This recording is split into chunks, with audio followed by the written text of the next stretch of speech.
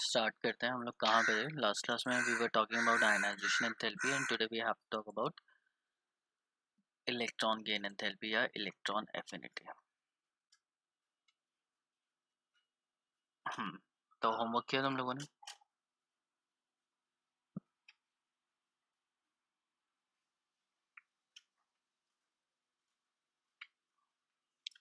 बताओ, किसी ने नहीं किया?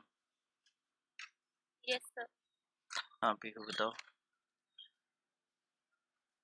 SB first first question हम्म ये नंबर का है। SB is sorry SN is less than SB less than iron. Okay. B का? B का CS less than sodium. Magnesium. Okay, ये है 8.4 ए 8.4 बी।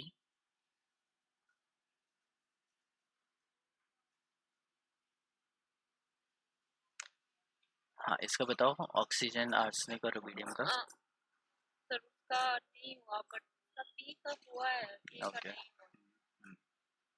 बी का बताओ। Chlorine is greater than Si greater than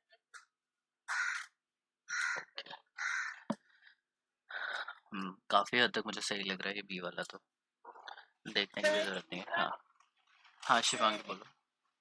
A का oxygen arsenic फिर rubidium. Oxygen, arsenic and then rubidium. तो ये मुझे देखने से ही ठीक लग रहा है। ऑक्सीजन की ऑब्वियसली आर्सेनिक से ज़्यादा होगी और रुबिडियम की सबसे कम होगी। ये भी ठीक है। एसएन, एंटीमनी और iodine, caesium, sodium, magnesium. Sodium का ऑब्वियसली कम होगा मैग्नीशियम से, और सीजियम उसके नीचे है, तो ये भी ठीक है। इसका इसको चेक करना पड़ेगा, इसका क्या है। हाँ, अपेक्षा है। Yes sir. हाँ, तुम्हारा क्या है? सेम आ रहा है? करा है या नहीं करा? नहीं, यस सर। Very good. ठीक है, तो हम लोग देख लेते हैं ये कहाँ पे आते हैं।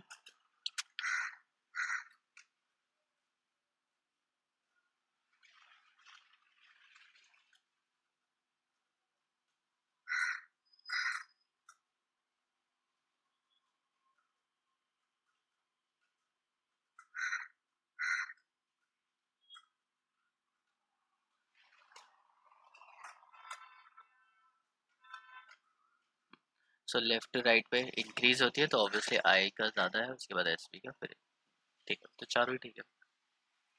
चलो, next we come to the electron affinity.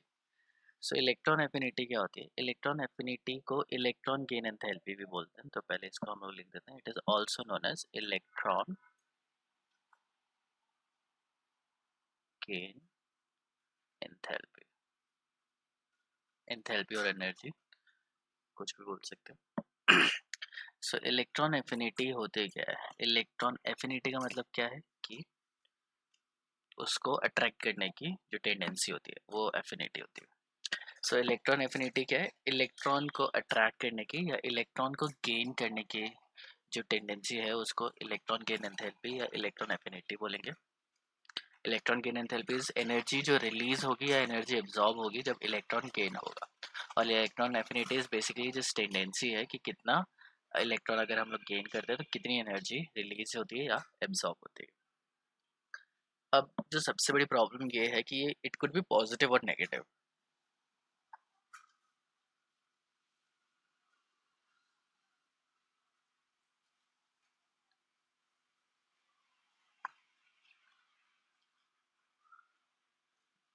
Positive negative का मतलब क्या है? पॉजिटिव मतलब एनर्जी रिक्वायर्ड,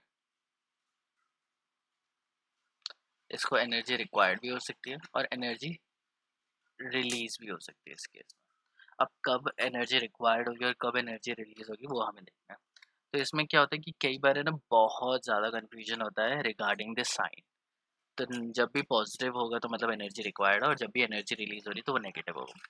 अब जब हम लोग मेजर करते हैं कि कौन बड़ा है कौन छोटा है, तो इसमें क्या होता है, नेगेटिव में लिखा होता है एक जगह, पॉजिटिव में लिखा होता है, तो थोड़ा सा कन्फ्यूजन होता है कि कौन बड़ा है कौन छोटा है। ठीक है। तो उस केस में करेंगे। पहली चीज़ क्या है, the electron affinity is the energy change, कितना एनर्जी रिलीज हुई है, एब्जॉर्ब हुई है, accompanying the addition of 1 mole of electron. 1 mole of electrons को जब हम लोग 1 मोल गैसेस एटम में ऐड करते हैं तो जितनी एनर्जी रिलीज होती है उसको हम लोग बोलते हैं इलेक्ट्रॉन एफिनिटी। तो इसमें जब एटम के पास एक नेगेटिव चार्ज आएगा तो उसमें जो एटम होगा वो नेगेटिवली चार्ज हो जाएगा। जैसे फ्लोरीन है और उसमें एक इलेक्ट्रॉन ऐड हुआ तो ये बन जाएगा फ्लोराइड आयन। इसमें भी क्या होता है, जैसे हम लोगों ने आयनाइजेशन एंथैल्पी में बोला था कि जो एटम होना चाहिए वो हमेशा गैसेस स्टेट में होना चाहिए, तभी उसको आयनाइजेशन एंथैल्पी बोला जाएगा। तो सिमिलर इज द केस कि ये भी क्या होने चाहिए, गैस में होने चाहिए, अदरवाइज इसको इलेक्ट्रॉन गेन एंथैल्पी या इलेक्ट्रॉन एफिनिटी नहीं बोला जाएगा। तो जब भी इलेक्ट्रॉन गेन होगा, इलेक्ट्रॉन एब्सॉर्ब हो रहा है या इलेक्ट्रॉन गेन हो रहा है, तो जो यहाँ पे है वो नेगेटिव चार्ज आएगा। और इलेक्ट्रॉन यूटिलिटी प्रिंसिपल के अकॉर्डिंग हमें पता है कि लेफ्ट साइड पे टोटल चार्ज क्या है, -1, तो राइट साइड पे भी टोटल चार्ज कितना होना चाहिए, -1 होगा, तभी रिएक्शन बैलेंस होती है। तो ये रिएक्शन ऑटोमेटिकली बैलेंस है। अब इसमें हम लोग क्या कह रहे हैं कि ये तभी होगा जब मोनोवेलेंट गैसेस एनायन होगा। मोनोवेलेंट मतलब एक नेगेटिव चार्ज होना चाहिए, ऐसा नहीं कि 2 इलेक्ट्रॉन ले लिया और 2 नेगेटिव चार्ज हो गया, तब उसे इलेक्ट्रॉन गेन एंथैल्पी या इलेक्ट्रॉन एफिनिटी नहीं बोला जाएगा। इसमें जो इलेक्ट्रॉन एफिनिटी, इसमें जो एनर्जी चेंज आएगा वो इलेक्ट्रॉन एफिनिटी के इक्वल नहीं आएगा। तो ये ध्यान रखना है कि एक इलेक्ट्रॉन एब्सॉर्ब होना चाहिए या एक इलेक्ट्रॉन गेन होना चाहिए, 2 नहीं होने चाहिए, ठीक है, या आधा इलेक्ट्रॉन आधा मोल एब्सॉर्ब नहीं होना चाहिए। अब ये electron affinity, it could be positive और it could be negative depending upon कि क्या तुमने एटम लिया है। फॉर एग्जांपल फ्लोरीन में जो डेल्टा ई आएगा या डेल्टा एच आएगा, बताओ मुझे पॉजिटिव आना चाहिए नेगेटिव आना चाहिए?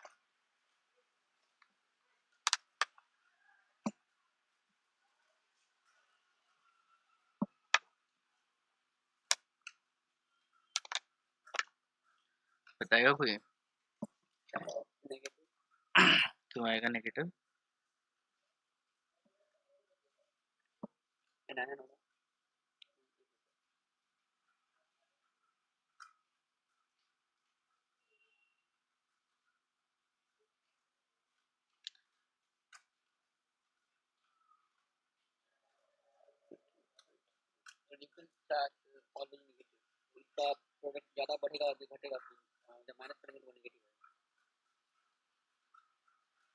नहीं, मुझे समझ में नहीं आया रीजन।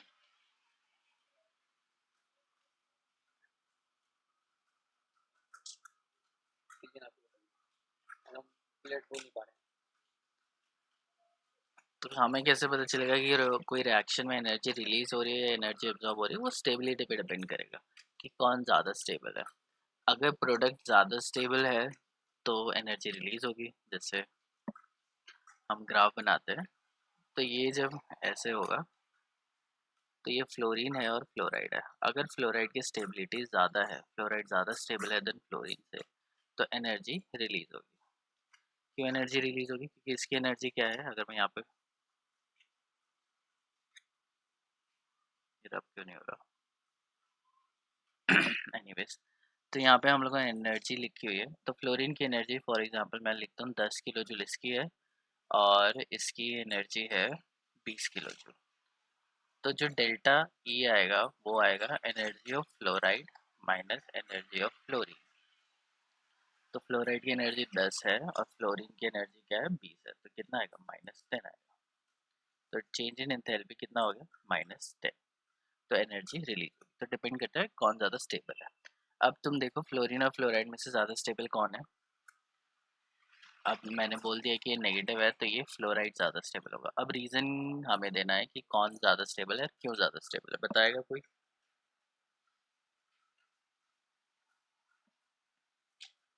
ज़्यादा इलेक्ट्रोनेगेटिव एलिमेंट पर नेगेटिव चार्ज स्टेबल होता है। वो तो ठीक है, तो ठीक है, इट कुड बी है, लेकिन ये मेन रीज़न नहीं है। इलेक्ट्रॉनिक कॉन्फ़िगरेशन देखो, फ्लोरीन के पास कितने इलेक्ट्रॉन है, 7 इलेक्ट्रॉन है, और यहाँ पे कितने इलेक्ट्रॉन हो गए, 8 इलेक्ट्रॉन हो गए। 8 इलेक्ट्रॉन मतलब कौन सा नोबल गैस कॉन्फ़िगरेशन ले लिया ना उसने।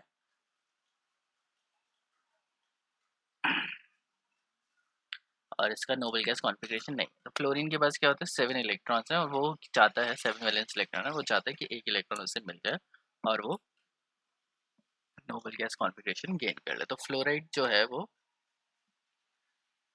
Is more stable then fluorine. तो इसलिए क्या होता है, एनर्जी रिलीज होती है। ठीक है, ऑक्सीजन की बात करेंगे तो ऑक्सीजन के पास, ऑक्सीजन एक इलेक्ट्रॉन लेगा तो ये क्या बन जाएगा, ओ नेगेटिव। तो ऑक्सीजन के पास कितने हैं, 6 वैलेंस इलेक्ट्रॉन है, एक मिल गया तो उसके पास कितने हो गए, 7 इलेक्ट्रॉन हो गए। ऑक्सीजन को कितने की ज़रूरत है, 2 की ज़रूरत है, तो वो नोबल गैस कॉन्फ़िगरेशन लेंगे, लेकिन 6 से ज़्यादा बेटर है 7 इलेक्ट्रॉन। तो ये यहाँ पे भी जो इलेक्ट्रॉन की एंथैल्पी होती है वो नेगेटिव होती है। सो अगर पी ब्लॉक की बात करें, जो इलेक्ट्रोनेगेटिव एलिमेंट्स हैं लाइक हैलोजन वाले जैसे फ्लोरीन, क्लोरीन, ब्रोमीन, आयोडीन, एसिटिन, इनको सिर्फ एक ही इलेक्ट्रॉन चाहिए, तो इन सब की जो इलेक्ट्रॉन गेन एंथैल्पी होगी वो नेगेटिव होगी, क्योंकि एक इलेक्ट्रॉन गेन करके स्टेबल हो जाएंगे। ऑक्सीजन, सल्फर, टेरिलियम, पोलिनियम, इनको भी कितना चाहिए, 2 इलेक्ट्रॉन चाहिए, 2 इलेक्ट्रॉन गेन कर ये भी क्या बन जाएंगे, स्टेबल बन जाएंगे, तो इनकी भी वैल्यू क्या होगी, नेगेटिव आएगी। नाइट्रोजन, इनको कितने चाहिए, 3 इलेक्ट्रॉन चाहिए। ठीक है, तो इनकी भी नेगेटिव होती है एक्सेप्ट नाइट्रोजन की, जिसकी क्या होती है, पॉजिटिव होती है। अब नाइट्रोजन की इलेक्ट्रॉन की एंथैल्पी पॉजिटिव क्यों है, तो इसका हम लोग कॉन्फ़िगरेशन देखेंगे, 1s2 2s2 2p3।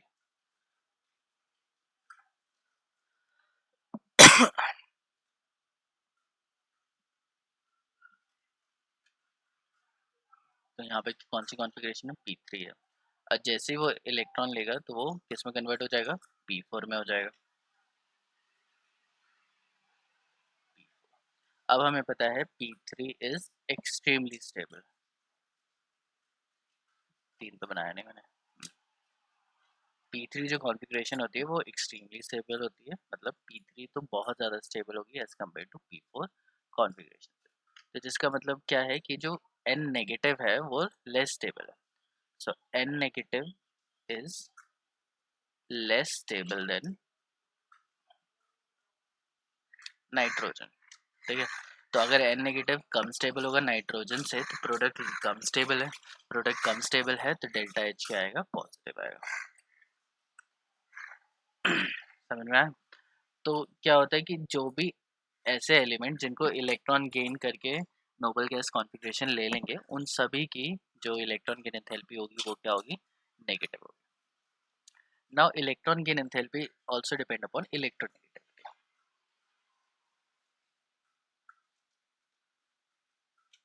या electron affinity depends upon effective nuclear charge, Z effective बोल सकते हैं, या फिर इलेक्ट्रो नेगेटिविटी बोल सकते हैं। ठीक है, तो इलेक्ट्रोनेगेटिविटी क्या होती है कि जिस जो ज़्यादा इलेक्ट्रोनेगेटिव होगा वो शेड पेयर ऑफ इलेक्ट्रॉन को अपने पास ज़्यादा खींच लेगा, और जो ज़्यादा इलेक्ट्रोनेगेटिव होगा तो वो ऑब्वियसली इलेक्ट्रॉन को अपने पास ज़्यादा खींच सकता है, तो वो गेन भी बहुत आराम से कर सकता है।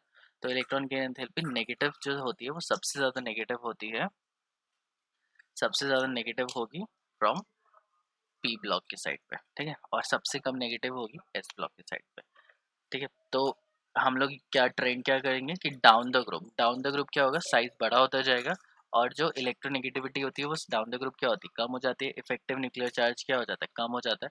तो यहाँ पे जो 80 होगा उसका डाउन द ग्रुप क्या होगा, कम इलेक्ट्रॉन गेन एंथैल्पी होगी। सो हम लोग बोल सकते हैं स्मूथ डिक्रीज ऑब्जर्व होता है जब हम लोग डाउन द ग्रुप की बात करते हैं, क्योंकि इलेक्ट्रॉन क्या हो रहा है, जो आउटर मोस्ट इलेक्ट्रॉन है वो न्यूक्लियस से बहुत दूर है, बहुत दूर है, तो बाहर से जो इलेक्ट्रॉन आ रहा है उसके ऊपर जो चार्ज है, इफेक्टिव न्यूक्लियर चार्ज है, जो जो इलेक्ट्रॉनिक अट्रैक्शन है वो बहुत कम पहुंचती है, और इसलिए वो आराम से गेन वो नहीं कर पाता। अगर हम लोग पीरियड की बात करें तो लेफ्ट टू राइट जब हम लोग जाते हैं तो साइज क्या होता है, साइज डिक्रीज करता है, और इलेक्ट्रोनेगेटिविटी इंक्रीज करती है। तो लेफ्ट टू राइट जब हम लोग जाएंगे तो इलेक्ट्रॉन की एंथैल्पी ऑब्वियसली इंक्रीज करेगी नेगेटिव में। ठीक है, इंक्रीज कर रही है लेकिन नेगेटिव में, ये बात याद ध्यान रखनी है, पॉजिटिव में इंक्रीज नहीं करनी है। नेगेटिव में वो इंक्रीज करनी चाहिए। किसी को कोई क्वेश्चन पूछना है?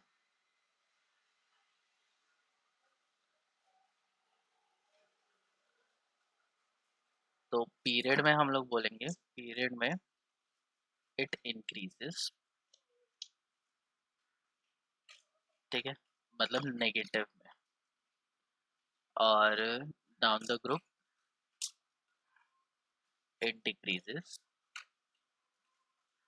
नेगेटिव में, ठीक है। तो अगर नेगेटिव को तुम अगर हटा भी दोगे तो उस हिसाब से देखना है। अब हम लोग देख लेते हैं कि क्या ट्रेंड है।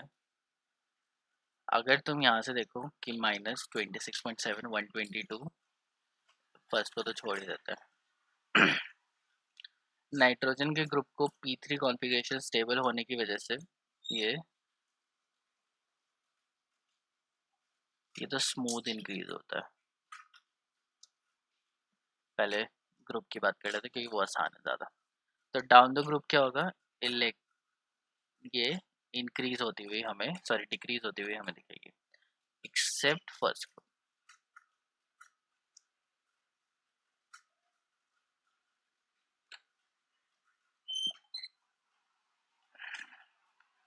अगर इस पीरियड को हम लोग छोड़ दें, यहाँ से यहाँ तक छोड़ दें, अब एक्सेप्शनल केसेस कुछ ज़्यादा ही हो रहे हैं तो ध्यान से इसको देखना। इसको अगर हम लोग हटा दें, ऊपर वाले को हटा दें, तो फिर हमें यहाँ पे देखना है। देखो क्लोरीन की कितनी है 349, फिर ब्रोमीन की 325, 295, 270। तो डाउन द ग्रुप क्या हो रहा है, डिक्रीज हो रही है नेगेटिव में, ठीक है। तो वैल्यू क्या हो रही है, डिक्रीज हो रही है, ठीक है। 200, 195, 190, 183 ये भी डिक्रीज हो रही है। 72, 78, 103, इसका सर P3 का तो नाइट्रोजन फॉलो नहीं करता प्रॉपर। 134, 190, 107, 35, ठीक है। तो डाउन द ग्रुप हमेशा डिक्रीज होगी, एक्सेप्ट नाइट्रोजन। नाइट्रोजन ग्रुप में थोड़ा सा प्रॉब्लम होता है, लेकिन तुम्हें याद रखना है कि ये जो एक्सेप्शनल केस है कभी भी पेपर में नहीं पूछा जाएगा। कभी भी कोई क्वेश्चन आएगा तो उसमें इसी तरीके से आएगा कि वो प्रॉपर फॉलो करा। तो अगर डाउन द ग्रुप अगर तुम्हारे एलिमेंट्स हैं तो तुम आँख बंद करके जैसा ट्रेंड है वो वैसा फॉलो कर सकते हो। अब पीरियड की बात आती है, तो पीरियड में सबसे पहली चीज़ आ जाती है कि नाइट्रोजन का एक मेजर क्वेश्चन आता है कि नाइट्रोजन के केस में ऐसा क्या है कि वो पॉजिटिव दिखा रहा है और बाकी सारे नेगेटिव दिखा रहे हैं। सो पहली चीज़ क्या है कि इट इंक्रीजेस, तो वो लेफ्ट टू राइट इंक्रीज होती है, लेकिन एक्सेप्शनल केस कौन सा है, एक ये वाला ग्रुप और एक ये वाला ग्रुप। अगर तुम्हें याद होगा कि आयनाइजेशन एंथैल्पी में ही ये दोनों एक्सेप्शनल केस थे, बेरिलियम और बोरोन का केस था, ऑक्सीजन और नाइट्रोजन का केस था। क्यों था, क्योंकि बेरिलियम में S2 कॉन्फ़िगरेशन है और इसमें क्या है 2p3 कॉन्फ़िगरेशन है, ये भी स्टेबल है और ये भी स्टेबल है। ये हाफ फिल्ड कॉन्फ़िगरेशन है और ये क्या है, फुल फिल्ड कॉन्फ़िगरेशन है। तो जब भी हाफ फिल्ड और फुल फिल्ड कॉन्फ़िगरेशन होते हैं तो उनमें से इलेक्ट्रॉन निकालना और उनको इलेक्ट्रॉन ज़बरदस्ती देना बहुत मुश्किल हो जाता है, क्योंकि एक इलेक्ट्रॉन अगर निकाल देंगे तो वो P2 कॉन्फ़िगरेशन में हो जाएगा, तो P3 तो वैसे ही स्टेबल है, तो P2 स्टेबल नहीं होता। P4 की बात करें तो अगर एक इलेक्ट्रॉन हम लोगों ने डाल दिया तो P3 किस में कन्वर्ट हो गया, P4 में कन्वर्ट हो गया, और P4 भी उतना स्टेबल नहीं है। P3 क्या होता है, हाईली स्टेबल है। तो उसमें से एक इलेक्ट्रॉन निकालना है और एक इलेक्ट्रॉन देना दोनों ही बहुत मुश्किल है, ठीक है। बेरिलियम का भी यही केस है, इसकी भी क्या होती है, लेस देन इक्वल टू 0 है, मतलब ये भी इलेक्ट्रॉन निकालना देना नहीं चाहेगा और ये भी इलेक्ट्रॉन लेना नहीं चाहेगा, ठीक है। तो यहाँ पे मैं क्लियरली लिख देता हूँ,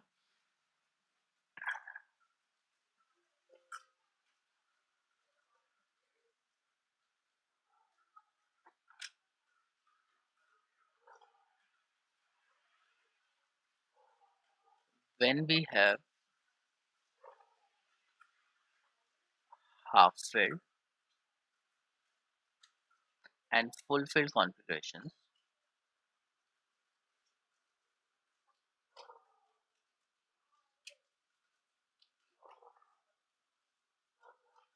then ionization energy is exceptionally high, ionization energy exceptionally high होगी एंड इलेक्ट्रॉन एफिनिटी भी एक्सेप्शनली हाई होगी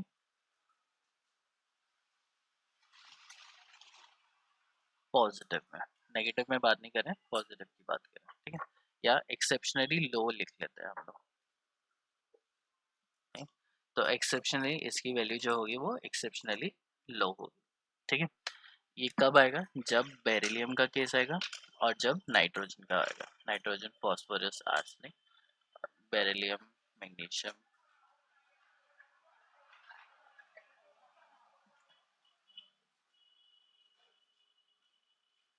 तो इन्हीं केस में ये जनरली एक्सेप्शन देखा जाता है।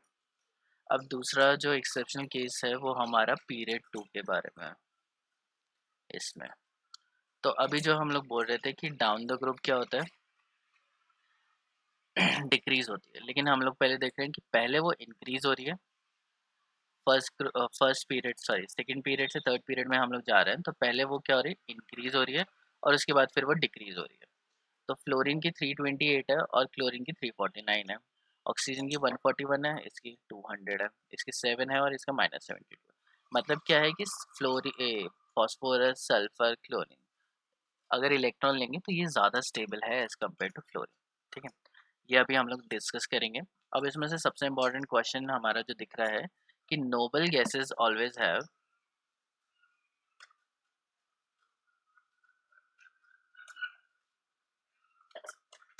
Highest positive electron affinity. जो नोबल गैसेस की इलेक्ट्रॉन एफिनिटी होती है वो बहुत ही ज़्यादा होती है, ठीक है। मतलब क्या है, हीलियम का 0 है, मतलब ना वो इलेक्ट्रॉन लेगा ना देगा। Neon, argon, krypton, xenon, radon, इन सब का जो वैल्यू है वो पॉजिटिव में है और बहुत ज़्यादा है। किसी भी और एलिमेंट का पॉजिटिव में नहीं है, सिर्फ नोबल गैसेस का पॉजिटिव में है। इससे हमें क्या पता चल रहा है, बताओ ज़रा।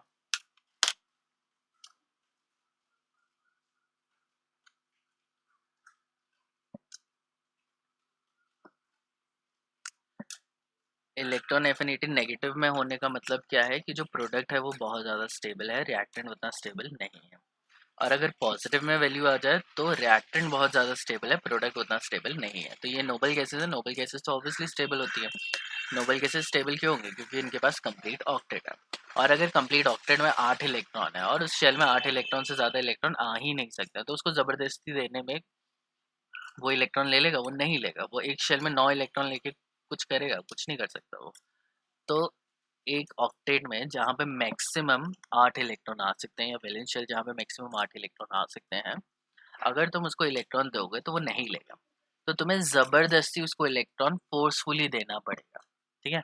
तो जब तुम फोर्सफुली उसको दोगे तो फोर्सफुली मतलब तुम एनर्जी लगा रहे हो, तो एनर्जी तुम उसको दे रहे हो, तो उसमें जो एनर्जी आएगी वो पॉजिटिव आएगी।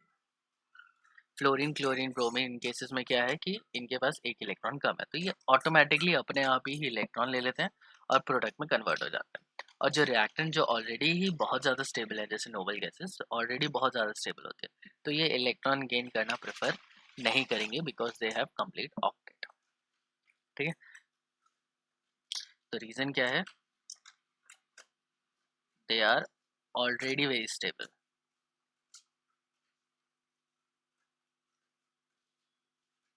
ये ऑलरेडी बहुत स्टेबल होती हैं ड्यू टू कंप्लीट ऑक्टेट। तो इनकी कोई टेंडेंसी नहीं होती कि एक इलेक्ट्रॉन वो ले सके। ठीक है। अब हम लोग चलते हैं, हमारा जो नेक्स्ट इम्पॉर्टेंट क्वेश्चन है कि ऐसा क्या प्रॉब्लम है फर्स्ट ग्रुप और सेकंड ग्रुप में। फ्लोरीन की क्वेश्चन इस तरीके से पूछा जाता है, fluorine is strongest oxidizing agent, ठीक है। आई एम नॉट सेइंग कि कोई और कंपाउंड नहीं होता, एलिमेंटल फॉर्म में की अगर बात करें तो फ्लोरीन से ज़्यादा कोई स्ट्रॉन्ग ऑक्सीडाइजिंग एजेंट नहीं है, एलिमेंट की बात कर रहे हैं, कंपाउंड की बात नहीं कर रहे हैं। अब ऐसे बोलेंगे कि KMnO4 is a very strong oxidizing agent, लेकिन KMnO4 अलग है। यहाँ पे हम लोग एलिमेंटल स्टेट में बोल रहे हैं, तो एलिमेंटल स्टेट में जो फ्लोरीन होता है वो बहुत ही ज़्यादा स्ट्रॉन्ग ऑक्सीडाइजिंग एजेंट होता है।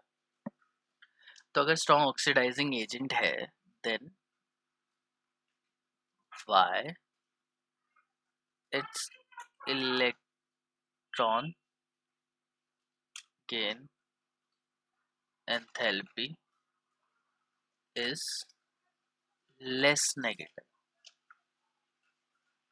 than chlorine. तो फिर ऐसा क्या है कि उसकी इलेक्ट्रॉन गेन एंथैल्पी नेगेटिव है। तो फ्लोरीन स्ट्रॉन्ग ऑक्सीडाइजिंग एजेंट होता है। ऑक्सीडाइजिंग एजेंट मतलब दूसरे को ऑक्सीडाइज करता है, खुद रिड्यूस होता है। तो reduction is gain of electron. तो फ्लोरीन क्या करेगा, एक इलेक्ट्रॉन ले लेगा और वो फ्लोराइड में कन्वर्ट हो जाएगा। रिडक्शन क्या है कि ऑक्सीडेशन स्टेट का डिक्रीमेंट होता है। तो यहाँ पे ऑक्सीडेशन स्टेट 0 है, यहाँ पे ऑक्सीडेशन स्टेट -1 है। तो ऑक्सीडेशन स्टेट क्या हो रहा है, कम हो रही है। तो ये क्या हो रहा है, रिडक्शन हो रहा है। ठीक। तो जो ऑक्सीडाइजिंग एजेंट होता है वो दूसरे को ऑक्सीडाइज करता है, खुद रिड्यूस होता है, ये तुम्हें याद रखना।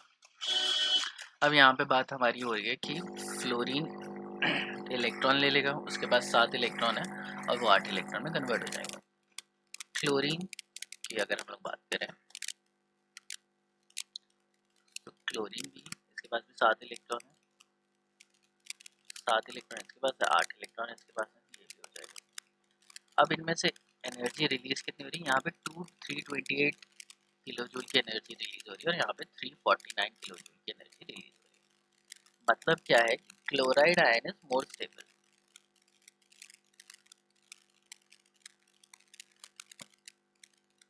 More stable then chloride ion.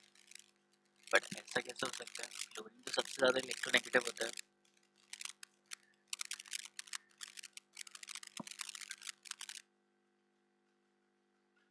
तो इलेक्ट्रोनेगेटिविटी की बात करें तो फ्लोरीन सबसे ज्यादा इलेक्ट्रोनेगेटिव है, फिर ऑक्सीजन, फिर नाइट्रोजन एंड देन नाइट्रोजन और क्लोरीन की इलेक्ट्रोनेगेटिविटी सिमिलर है। जिसकी इलेक्ट्रोनेगेटिविटी सबसे ज्यादा होगी वो इलेक्ट्रॉन को अपने पास सबसे जल्दी खींच लेगा। तो फ्लोरीन और क्लोरीन में से फ्लोरीन की इलेक्ट्रोनेगेटिविटी ज्यादा है, तो फ्लोरीन अपने पास इलेक्ट्रॉन खींच लेना चाहिए। तो ऐसा क्या है कि फ्लोरीन और क्लोरीन दोनों के पास अगर इलेक्ट्रॉन हो तो क्लोरीन पहले इलेक्ट्रॉन लेगा, फ्लोरीन उतनी जल्दी इलेक्ट्रॉन नहीं ले पाएगा। ऐसा क्या है कि क्लोराइड आयन जो Cl नेगेटिव है वो ज्यादा स्टेबल है देन फ्लोराइड आयन। तो यही हमारा बहुत इंपॉर्टेंट क्वेश्चन है कि हमें एक्सपेक्टेड है कि फ्लोराइड आयन बहुत जल्दी बन जाना चाहिए था, तो उसकी इलेक्ट्रॉन गेन एंथैल्पी सबसे ज़्यादा नेगेटिव होनी चाहिए। लेकिन किसकी है, क्लोरीन के। पूरे पीरियोडिक टेबल में क्लोरीन ही है जो सबसे जल्दी इलेक्ट्रॉन ले लेता है। इलेक्ट्रोनेगेटिविटी हाई फ्लोरीन की है या ऑक्सीजन की है उसके बाद, लेकिन दोनों ही इलेक्ट्रॉन नहीं ले पाते। तो क्वेश्चन समझ में आ गया होगा, आई होप क्वेश्चन समझ में आया।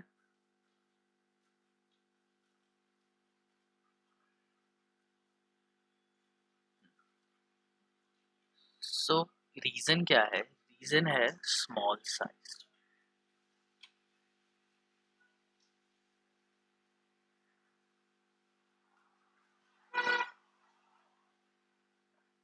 अब यही ट्रेंड सब जगह देखने के लिए मिल रहा है। फ्लोरीन और क्लोरीन के बीच में क्लोरीन की ज़्यादा है, ऑक्सीजन सल्फर में सल्फर की ज़्यादा। सल्फर तो इतना इलेक्ट्रोनेगेटिव में नहीं होता, वो तो इलेक्ट्रॉन इतनी जल्दी गेन नहीं करता है, ऑक्सीजन जल्दी गेन करता है। फिर भी ऑक्सीजन की 141 है, इतनी एनर्जी रिलीज होगी और यहाँ पे ज़्यादा एनर्जी रिलीज हो रही है, मतलब सल्फाइड ज़्यादा स्टेबल है, ऑक्साइड कम स्टेबल है। नाइट्रोजन और फॉस्फोरस में से नाइट्रोजन ज़्यादा इलेक्ट्रोनेगेटिव, फिर भी नाइट्रोजन एन नेगेटिव में कन्वर्ट नहीं हो रहा और एन नेगेटिव में वो रेडिली कन्वर्ट हो जाता है। कार्बन सिलिकॉन में से सिलिकॉन जल्दी इलेक्ट्रॉन ले लेगा, बोरॉन और एल्यूमिनियम में से एल्यूमिनियम जल्दी इलेक्ट्रॉन ले लेगा, लेकिन बोरॉन की इलेक्ट्रोनेगेटिविटी ज़्यादा है।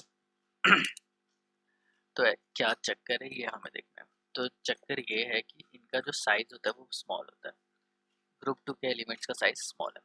तो फ्लोरीन है, फ्लोरीन का साइज इतना है और क्लोरीन का साइज इतना बड़ा है। ठीक है। अब इलेक्ट्रॉन, फ्लोरीन ने क्या किया है, फ्लोरीन ने इलेक्ट्रॉन को अपने पास खींच लिया। यहाँ पे क्लोरीन है और क्लोरीन की इलेक्ट्रोनेगेटिविटी कंपैरेटिवली कम है, तो वो उतने अच्छे से नहीं खींच पाएगा। तो फ्लोरीन के केस में क्या है कि इलेक्ट्रॉन बहुत नज़दीक होता है, फ्लोरीन का जो इलेक्ट्रॉन है वो ज़्यादा पास नहीं होता। लेकिन क्लोरीन में जो ये इलेक्ट्रॉन है वो ऑटोमेटिकली अंदर घुस जाता है, फ्लोरीन में इलेक्ट्रॉन अंदर नहीं घुस पाता। रीजन बीइंग कि इंटर इलेक्ट्रॉनिक रिपल्शन।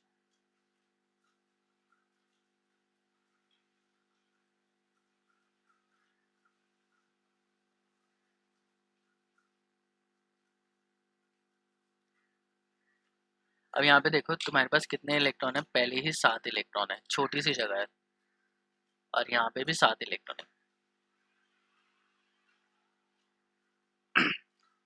तो इसको तुम ऐसे कंसिडर कर सकते हो, एक छोटा रूम है जिसमें 7 लोग हैं, और एक बड़ा है जिसमें 7 पीपल, ठीक है।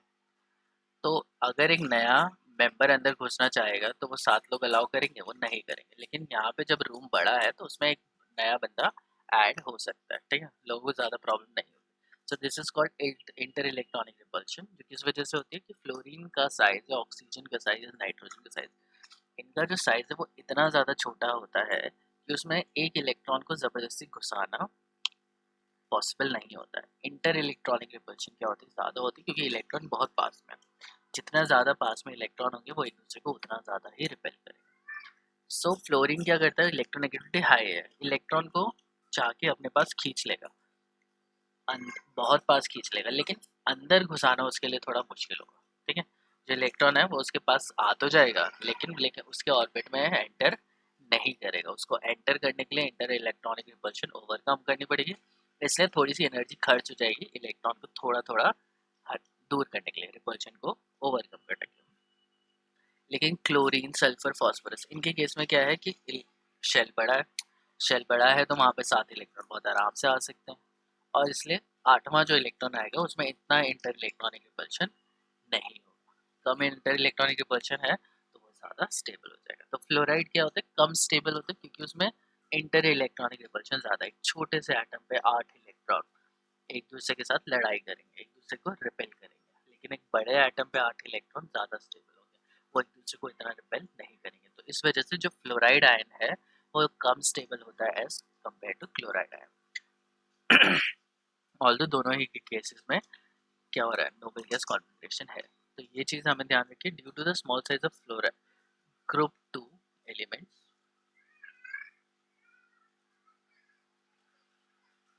it is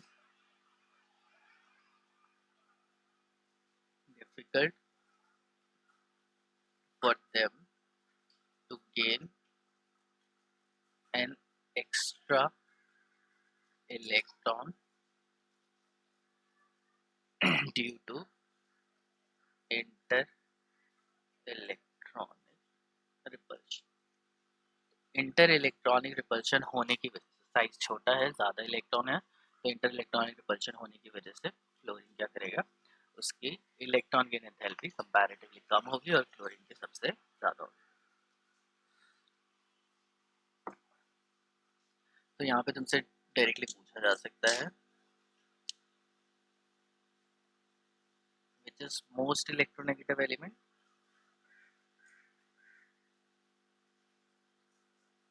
ऑब्वियसली कौन है, फ्लोरीन, ठीक है। And which has most negative electron gain enthalpy, तो वो हो गया क्लोरीन, ठीक है। तो ये चीज़ तुम्हें याद रखनी है कि इनमें इंटर इलेक्ट्रॉनिक रिपल्शन का थोड़ा सा कॉन्सेप्ट आ जाता है। सेम केस होगा ऑक्सीजन और सल्फर का, ऑक्सीजन इज मोर इलेक्ट्रोनेगेटिव लेकिन सल्फर की इलेक्ट्रॉन गेन एंथैल्पी ज़्यादा होगी, नाइट्रोजन इज मोर इलेक्ट्रोनेगेटिव लेकिन फास्फोरस की इलेक्ट्रॉन गेन एंथैल्पी नेगेटिव में ज़्यादा होगी।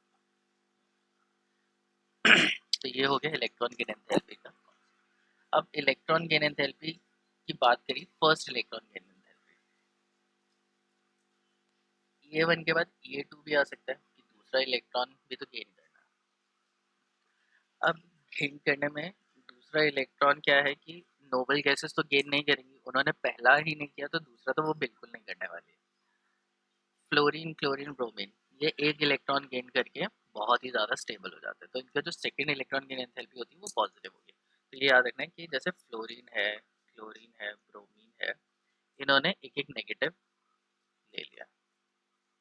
अब इनमें ज़बरदस्ती हम लोग इलेक्ट्रॉन घुसाएंगे तो घुसेगा नहीं, ठीक है। F2 नेगेटिव नहीं बनता, Cl2 नेगेटिव नहीं बनता और Br2 नेगेटिव नहीं बनता क्योंकि ये क्या होता है, एक्सट्रीमली अनस्टेबल। तो जैसे नोबल गैसेस एक इलेक्ट्रॉन नहीं ले रही थी, एक शेल में जब उसके पास 8 इलेक्ट्रॉन है तो 9वां इलेक्ट्रॉन वो नहीं डाल सकते, तो उसमें क्या होता है, इलेक्ट्रॉन गेन एंथैल्पी बहुत ज़्यादा पॉजिटिव होती है। अब ऐसे भी फ्लोराइड, क्लोराइड, ब्रोमाइड के केस में है कि अब नेगेटिव चार्ज लेने के बाद इनका ऑक्टेट कंप्लीट है। ऑक्टेट कंप्लीट है तो बहुत ज़्यादा स्टेबल है, तो वो एक इलेक्ट्रॉन गेन करेंगे? ऑब्वियसली नहीं करेंगे। तो उनको ज़बरदस्ती हमें इलेक्ट्रॉन देना पड़ेगा, तब जाके वो इलेक्ट्रॉन गेन करेंगे। और अगर हम लोग कोशिश कर रहे हैं, मेहनत करके उसमें इलेक्ट्रॉन डाल रहे हैं, तो ऑब्वियसली वो स्टेबल नहीं है। स्टेबल कब होता है? जब वो रिएक्शन ऑटोमेटिकली हो जाती है। और अनस्टेबल कब है? जब हम लोग ज़बरदस्ती उसके साथ कह रहे हैं कि उसको फोर्सफुली इलेक्ट्रॉन हम लोग प्रोवाइड करवा रहे हैं। तो इनकी भी क्या होगी? पॉजिटिव इलेक्ट्रॉन गेन एंथैल्पी होगी इस केस में। लेकिन let's talk about an interesting case of oxygen. Oxygen ने इलेक्ट्रॉन लिया और वो O नेगेटिव हो गया। यहाँ पे जो इलेक्ट्रॉन गेन एंथैल्पी थी वो माइनस में आई। कितनी थी? वैल्यू चेक कर लेते हैं, 141 किलो जूल। तो -141 की वैल्यू आई। अब O नेगेटिव में एक इलेक्ट्रॉन हम लोग डालेंगे तो ये बन जाएगा O2 नेगेटिव। इसके पास कितने इलेक्ट्रॉन है? 7 इलेक्ट्रॉन। और इसके पास कितने इलेक्ट्रॉन है? 8 इलेक्ट्रॉन। ठीक है, तो कहने के लिए O2 negative must be more stable, क्योंकि 8 इलेक्ट्रॉन है, नोबल गैस कॉन्फ़िगरेशन है, तो ये ज़्यादा स्टेबल होना चाहिए। तो ये वैल्यू क्या होगी? नेगेटिव होगी। और इट शुड बी मेरे हिसाब से 190 या 200 लगा लेता हूँ मैं दोस्तों, क्योंकि O नेगेटिव है, 7 इलेक्ट्रॉन, एक इलेक्ट्रॉन निकलेगा तो हो जाएगा। लेकिन ये वैल्यू पहली चीज़ कंपैरेटिवली कम होगी, क्योंकि हम लोग एक नेगेटिव आयन को एक नेगेटिव इलेक्ट्रॉन प्रोवाइड कर रहे हैं। तो दो नेगेटिव आयंस को या दो नेगेटिव एंटिटी को हम लोग पास लेके आ रहे हैं। तो दो नेगेटिव चीज़ को हम लोग पास लेके आएंगे तो उनके बीच में क्या होगा? रिपल्शन होगा। तो रिपल्शन होगा तो इलेक्ट्रॉन ओ नेगेटिव के पास जाना नहीं चाहेगा, पहली चीज़। तो जो मैं एक्सपेक्ट कर रहा था कि 200 होनी चाहिए, वो उतनी तो नहीं होगी, कंपैरेटिवली कम होगी, क्योंकि रिपल्शन का प्रॉब्लम है। तो हमें उतनी एनर्जी खर्च हो जाएगी उसको ज़बरदस्ती अंदर डालने में। अब क्या होता है कि ये मैं एक्सपेक्ट कर रहा हूँ कि ऐसा होना चाहिए, लेकिन ऐसा होता नहीं है। ये वैल्यू होती है पॉजिटिव। जो सेकेंड इलेक्ट्रॉन एफिनिटी होती है, ये क्वेश्चन आता है, why second electron affinity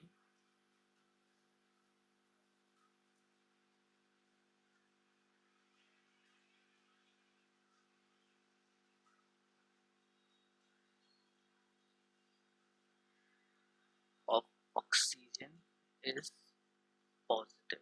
oxygen की सेकेंड इलेक्ट्रॉन एफिनिटी पॉजिटिव क्यों है? हम तो एक्सपेक्ट करें कि O2 नेगेटिव स्टेबल होना चाहिए। तो यहाँ पे हमें बताया जा रहा है कि O2 नेगेटिव तो बहुत ही कम स्टेबल होता है, लाइक O नेगेटिव से। और हर जगह हम लोग देखते हैं कि O2 नेगेटिव O नेगेटिव, तो हमें कहीं दिखता नहीं है कि O नेगेटिव किसी ने कुछ कंपाउंड बनाया हो। मोस्टली हर एलिमेंट ऑक्साइड के साथ, O2 negative is oxide, oxide के साथ ही वो बॉन्ड बनाना प्रेफर करता है। तो इसमें रीज़न क्या है? कि रीज़न ये है कि वही जो रीज़न मैंने ऊपर बताया वही रीज़न है। ये होता है कि एक नेगेटिव एटम एक इलेक्ट्रॉन गेन करना प्रेफर नहीं करता है। तो दो रीज़न यहाँ पे हो गए। फर्स्ट ऑफ ऑल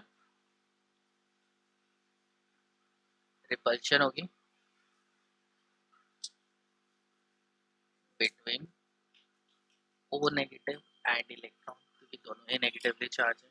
और दूसरा है कि स्मॉल साइज, साइज क्या है? स्मॉल साइज, स्मॉल साइज में कैन नॉट अकोमोडेट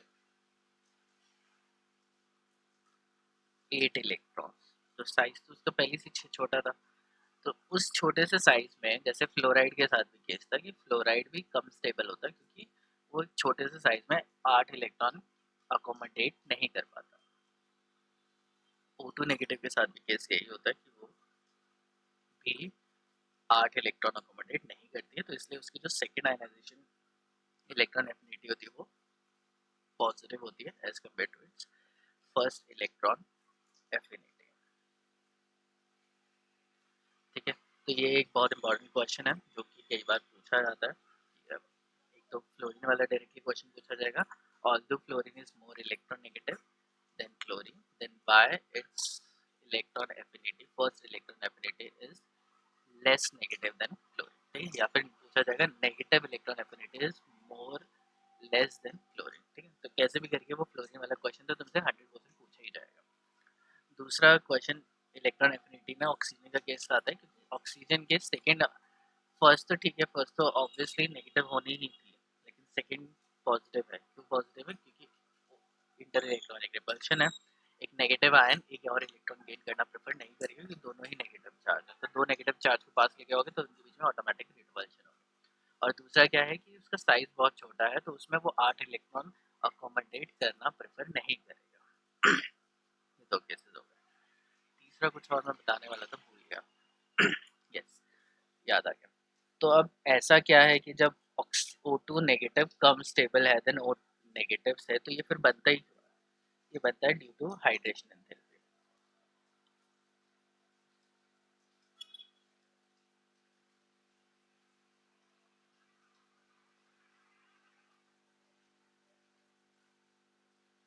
तो ऐसा होता है कि जब ये रिएक्शन होती है तो हाइड्रेशन एंथैल्पी इतनी ज़्यादा नेगेटिव होती है। हाइड्रेशन एंथैल्पी क्या है कि एनर्जी रिलीज होगी जब मॉलिक्यूल वाटर में डिसॉल्व हो जाएगा। तो जब वाटर में जैसे डिसॉल्व होता है, वाटर में जैसे ही जाते हैं, तो इतनी ज़्यादा एनर्जी रिलीज होती है कि ये जो पॉजिटिव वैल्यू होती है वो उसके सामने बहुत छोटी होती है। तो वो ऑटोमेटिकली O से O2 नेगेटिव बन जाता है। O से O नेगेटिव बनेगा, एनर्जी रिलीज होगी, फिर O नेगेटिव से O2 नेगेटिव बनेगा। लेकिन हमने क्या बोला कि O से O नेगेटिव से O2 नेगेटिव बनाने के लिए हमें फोर्स करना पड़ेगा, हमें एनर्जी देनी पड़ेगी। और हाइड्रेशन एंथैल्पी इतनी ज़्यादा रिलीज होती है कि वो इतनी सारी एनर्जी वहाँ पे, हीट एनर्जी पहले से है कि वो उस रिएक्शन को फिजिबल कर देती है। तो ये रिएक्शन। अब next will be talking about metallic behaviour. तो पहली चीज़ तो मेटालिक बिहेवियर या मेटल या नॉन मेटल क्या होता है। तो जितने सारी जो फिजिकल प्रॉपर्टीज थी वो तो हम लोगों ने कर ली। अब हमारा मेटालिक बिहेवियर ये रिएक्शन से रिलेटेड है। तो इसमें हम लोग क्या बात कर रहे हैं, तो पहली चीज़ तो हम लोग देखेंगे कि मेटल क्या होता है। तो दो चीज़ें हैं, एक मेटल की फिजिकल प्रॉपर्टी होती है और एक मेटल की केमिकल प्रॉपर्टी होती है। फिजिकल प्रॉपर्टी क्या होती है कि मेटल क्या होते हैं, सॉलिड होते हैं, लश्रस होंगे और मेलिएबल होंगे, डक्टाइल होंगे और क्या होंगे, सोनरस होंगे। ठीक है, ये सारी चीज़ें क्या होंगी, मेटल के पास होती हैं। पी मतलब फिजिकल है, सी मतलब क्या। तो कौन अच्छा मेटल होगा? वो मेटल अच्छा होगा जो ज़्यादा सॉलिड है, जो ज़्यादा चमक रहा है, जो लश्यर ज़्यादा है। ठीक है, जैसे गोल्ड और सिल्वर तुम्हें पता है कि वो शाइन करते हैं, तो उस शाइनिंग को लश्यर बोलते हैं। मेलिएबल क्या होता है कि उसकी थिन शीट्स बनाई जा सकती हैं, उसको पीट पीट के, मतलब हथौड़ा मार मार के पतली पतली शीट्स बनती हैं, जैसे एल्यूमिनियम फॉइल हो गई, गोल्ड फॉइल हो गई, सिल्वर फॉइल हो गई। डक्टाइल मतलब उसको वायर्स में कन्वर्ट किया जा सकता है, जैसे कॉपर की तार होती है, सिल्वर की तार होती है, गोल्ड की तार होती है, एल्यूमिनियम की होती है। ठीक है, वो डक्टिलिटी होगी। सोनरस मतलब वो बहुत अच्छी आवाज़ करना चाहिए। मेटल को जब हम लोग एक दूसरे से टकराते हैं तो वो एक बहुत अच्छी सी सूदिंग सी आवाज़ करते हैं। ठीक है, वो प्रॉपर्टी होगी सोनरस की। तो ये सारे मेटल की प्रॉपर्टी होती है। केमिकल प्रॉपर्टी में होता है मेटल लूजेस देयर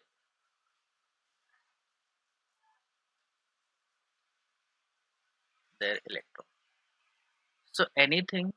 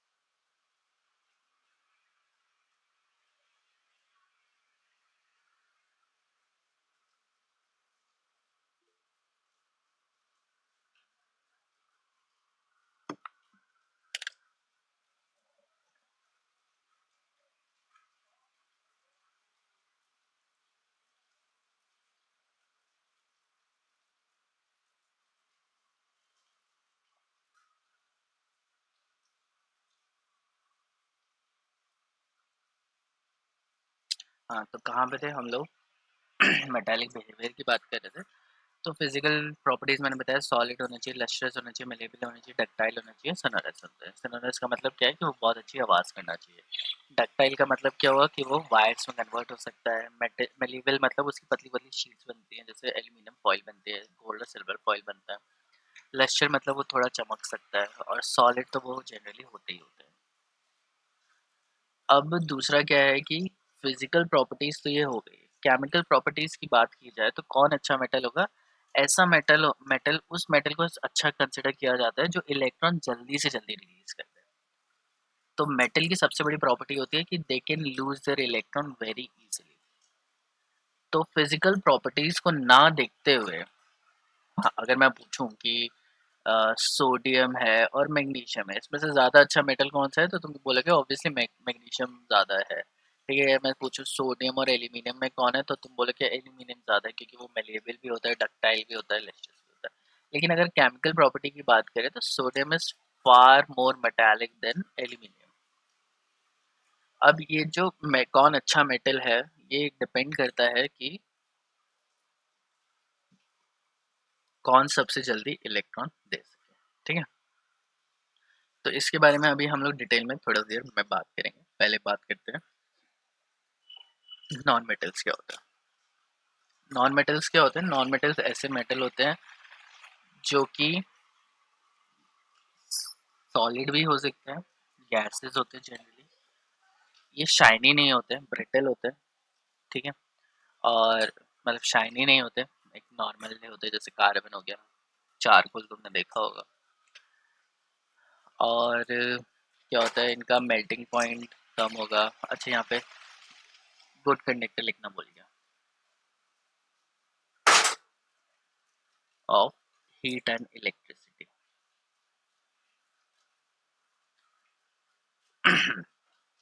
तो नॉन मेटल क्या होते हैं? जनरली गैसेस होती हैं, ये बहुत अच्छे पुअर कंडक्टर होते हैं इलेक्ट्रिसिटी, और उसके ब्रिटल होते हैं, और इनका सरफेस शाइनी बिल्कुल भी नहीं होता है। ठीक है, और ये इलेक्ट्रॉन तो लूज करते ही नहीं है, बल्कि इलेक्ट्रॉन गेन कर लेते हैं। तो मेजर डिफरेंस इसमें क्या होता है कि मेटल क्या होता है, दे लूजेस इलेक्ट्रॉन, और ये क्या होता है, they have tendency to gain electron, ये इलेक्ट्रॉन गेन करता है।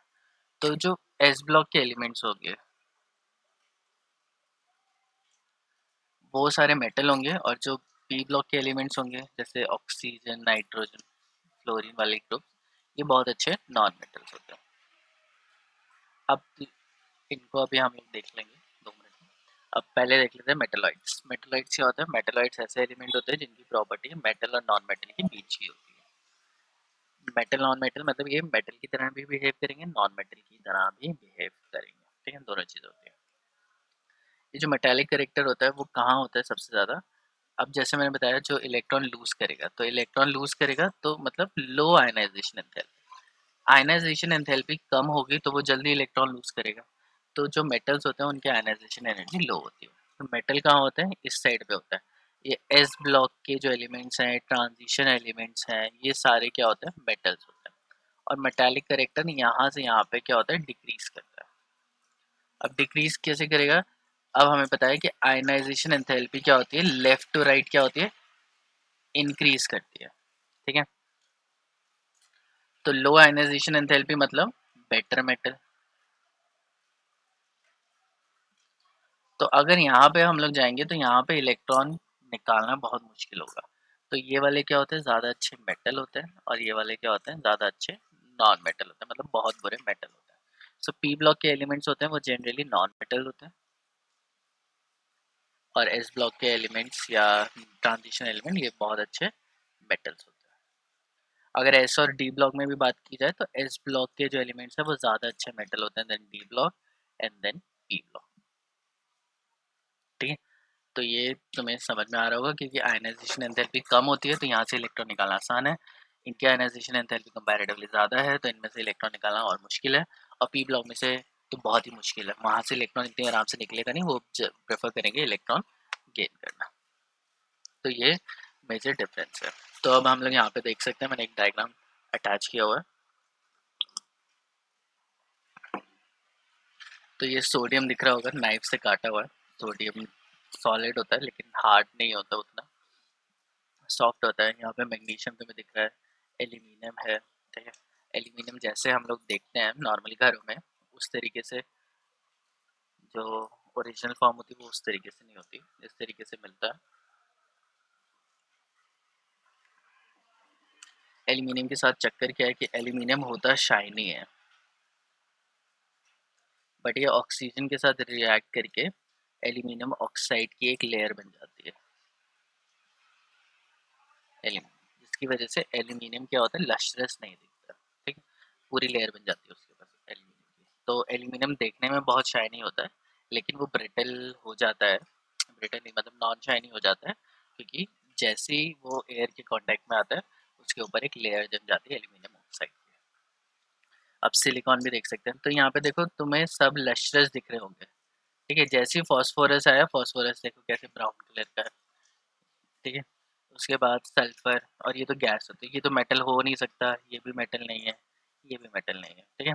और नाइट्रोजन तो गैस है, बिल्कुल भी मेटल नहीं हो सकती, क्योंकि मेटल तो सारे जनरली सॉलिड ही होते हैं, एक आधा को अगर हम लोग छोड़ दें, लेकिन अगर वो लिक्विड भी है तो वो लश्रस लिक्विड होता है, जैसे मरकरी। तो मरकरी तुमने देखा होगा कि वो शाइन करता है। तो मेटालिक करेक्टर हमें पता चल रहा है कि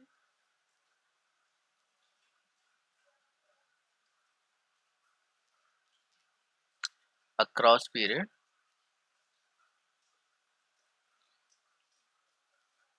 डिक्रीज कर रहा है, ठीक है। ये ज़्यादा अच्छा मेटल है, उसमें यहाँ जाता है लो metal.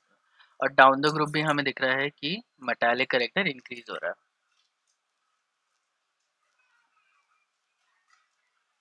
Metallic character down the group increase क्यों हो रहा है, क्योंकि आयनाइजेशन एंथैल्पी कम हो जाती है, और ये जो नीचे वाले एलिमेंट्स हैं इनमें से इलेक्ट्रॉन निकालना हमारे लिए कंपैरेटिवली ज़्यादा आसान होता है।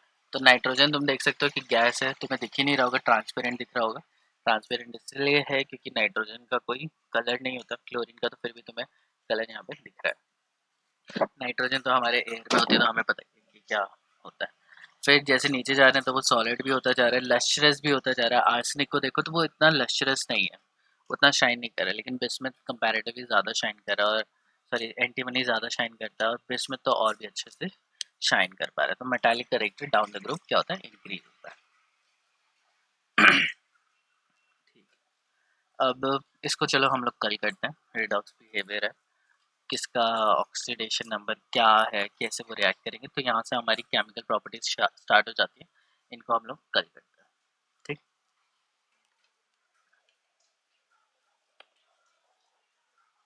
हाँ, और कल की छुट्टी है, कैलेंडर में देख लेना, छुट्टी है कल की। तो कल क्लास नहीं लेंगे हम लोग।